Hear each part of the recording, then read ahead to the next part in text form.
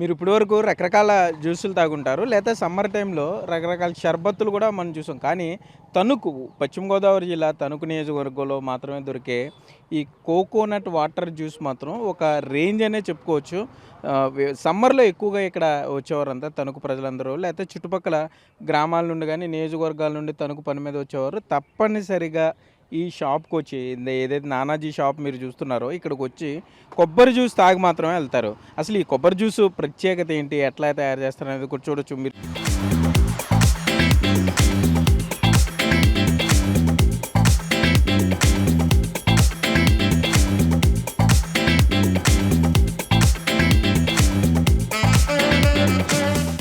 ఇక్కడ ఈ బాటిల్స్‌లో ఈ తెల్లగా కనబడేదంతా కూడా కొబ్బరి జ్యూసు.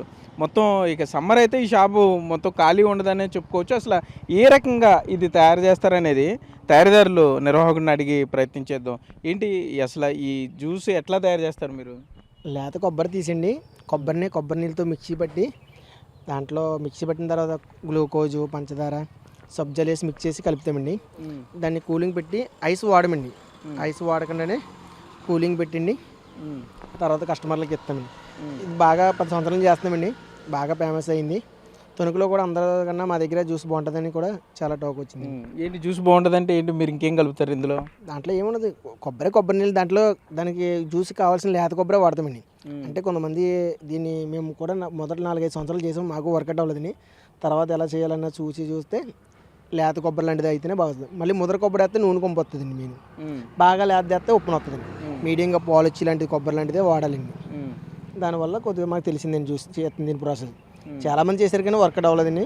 మా దగ్గర అయితే మట్టుకి చాలా బాగుందని మా దగ్గర బాగా తాగుతారు కొబ్బరి జ్యూస్. అంటే అంతా న్యాచురల్ ప్రోడక్టే ఉంటుంది ఇందులో, సహజంగా లభించే అంత న్యాచురల్ ప్రొడక్ట్. అయితే ఏమన్నా అలా ఏమీ ఉండదండి మిక్సింగ్. అసలు అలా ఏ పౌడర్ ఉండదండి.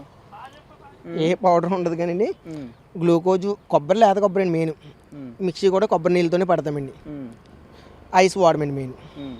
దాంట్లో గ్లూకోజ్, సబ్జీలు వేసి కలుపుతామండి. ఎన్ని రోజులు నిల్వ ఉంటుంది? ఇప్పుడు ఈ బాటిల్లో తయారు చేశారు, ఎన్ని రోజులు నిల్వ ఉంటుంది? మెయిన్ కూలింగ్ ఉంటే 3 రోజులు 4 రోజులు ఖచ్చితంగా నిల్వ ఉంటుందండి. కూలింగ్ ఉండాలి మెయిన్.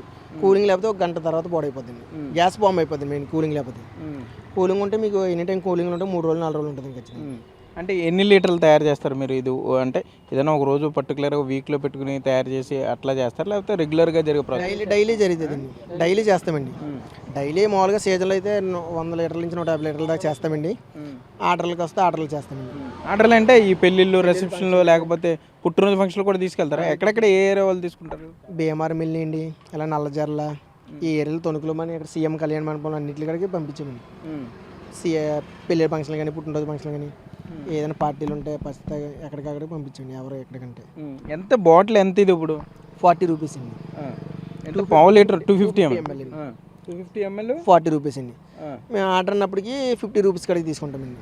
అంటే ఎక్స్ట్రా ఛార్జీ పడుతుంది. ఎందుకని? దానికి ఐస్, కూలింగ్ బాక్సులు అన్నీ ఇస్తామండి. ఎక్స్ట్రా ఛార్జీ తీసుకుంటాం దానికోసం. వాళ్ళు ఎక్కువ ఆర్డర్ ఇస్తే తగ్గించాలి కదా.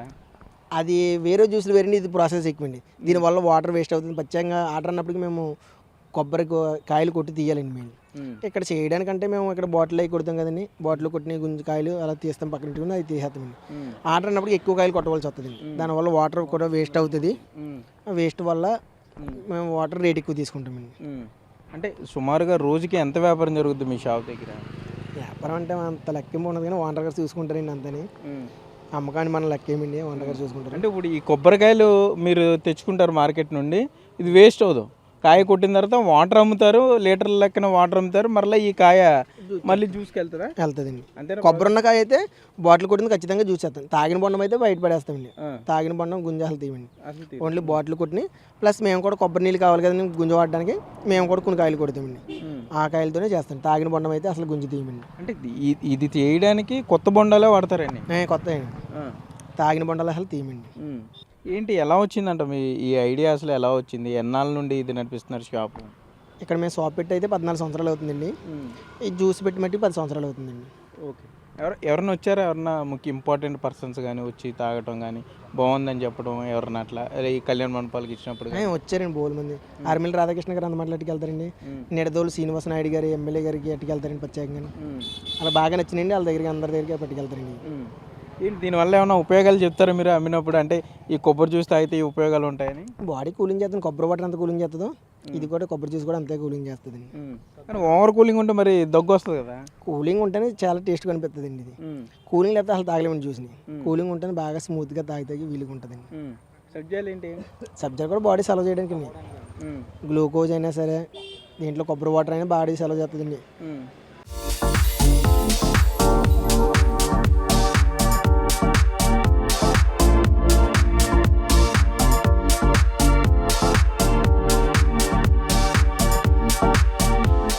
మనం చూస్తున్నాం ఇక్కడికి వినియోగదారులు కూడా వచ్చి ఇక్కడికి ఉత్సాహంగా కొనుక్కుని వెళ్తున్నారు. వాళ్ళని కూడా అడుగుదాం. ఏమంటే ఏంటి ఎట్లా ఉంటుంది జ్యూసు?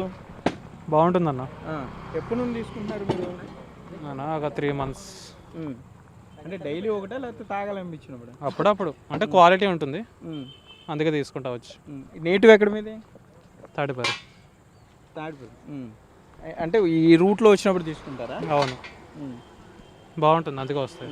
అంతేనా? ఆరోగ్యకి సంబంధించి ఏమన్నా ఇట్లా తాగితే బాగుంటుంది? అది హెల్దీ కదా, కొబ్బరితో చేస్తారు కాబట్టి హెల్దీ కదా అది, సో అందుకే తీసుకుంటాం. ఓకే. మనం చూస్తున్నాం ఇక్కడ వారానికి కనీసం 3-4 సార్లు ఇక్కడికి వచ్చి ఈ జ్యూస్ తీసుకుంటామని చెప్తున్నారు. మామూలుగా ఈ చిన్న బాటిల్ 250 ml వచ్చి 40 రూపీస్ దాకా చెప్తున్నారు. ఇందులో ఈ కొబ్బరి ఏదైతే మనం కొబ్బరి బొండంలో తీసినటువంటి కొబ్బరి ఉంటుందో ఆ కొబ్బరి లేత కొబ్బరిని తీసుకొచ్చి ఇప్పుడు ఈ కొబ్బరిని ఇట్లా కట్ చేస్తారంటే ఇప్పుడు పాతకాయ కోస్తున్నారు కానీ ఈ జ్యూస్ చేయడానికి మాత్రం కొత్తకాయ కొడతారు.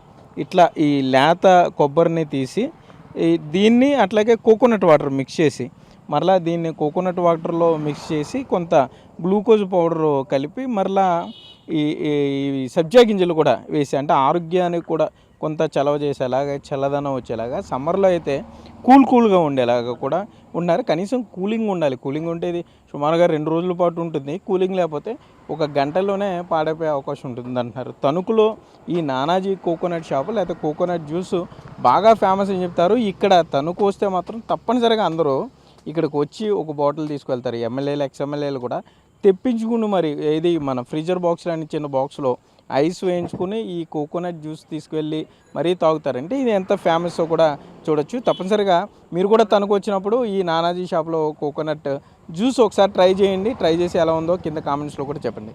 కెమెరామెన్ భాగ్యరస్తో సాగర్ బిగ్ టీవీ తణుకు నుండి.